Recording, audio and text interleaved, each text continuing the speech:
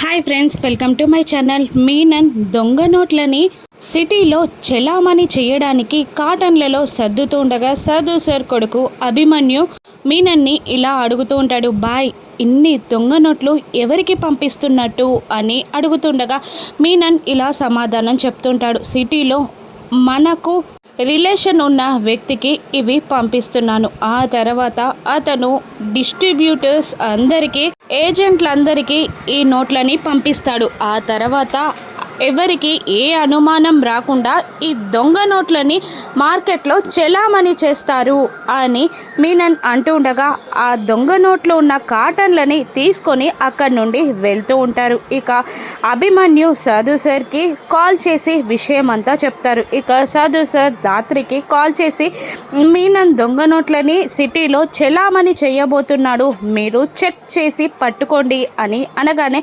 Okay sir, ఇప్పుడే నేను కేదార్ బయలుదేరుతున్నాం అని దాత్రి చెప్పి జేడీకేడి వేషాల్లో ఇక మీనన్ దొంగ నోట్లు తీసుకొస్తున్న రోడ్లో అంతా చెక్ చేస్తూ ఉంటారు. వచ్చే ఆటో, కార్, లారీ అన్నీ చెక్ చేస్తూ ఉంటారు జేడీకేడి. ఇక బైక్ మీద వెళ్తున్న ఒక వ్యక్తిని కేడి ఆపేస్తాడు. ఇక జేడి అతని దగ్గరున్న దొంగ నోట్లని పట్టుకొని చెప్పు, నీకింత క్యాష్ ఎక్కడిది అని బెదిరిస్తూ అడుగుతూ ఉండగా ఇక అప్పుడే దూరాన ఉన్న కార్లో నుండి మాస్క్ పెట్టుకొని యువరాజ్ కిందికి దిగుతూ ఉంటాడు. ఇక వినాయక విగ్రహం కూడా నిమజ్జనం కోసం అదే రోడ్లో వస్తూ ఉంటుంది. ఇక జేడీని చూస్తూ యువరాజ్ ఇలా అంటుంటాడు, ఈరోజు నీ పైన గెలిచే నేను వెళ్తాను జేడీ అని యువరాజ్ అంటూ జేడీ దగ్గరికి వస్తూ ఉంటాడు. ఇక ఆ దొంగ నోట్లు ఎక్కడున్నాయి, ఆ వినాయక విగ్రహంలో ఉన్నాయా,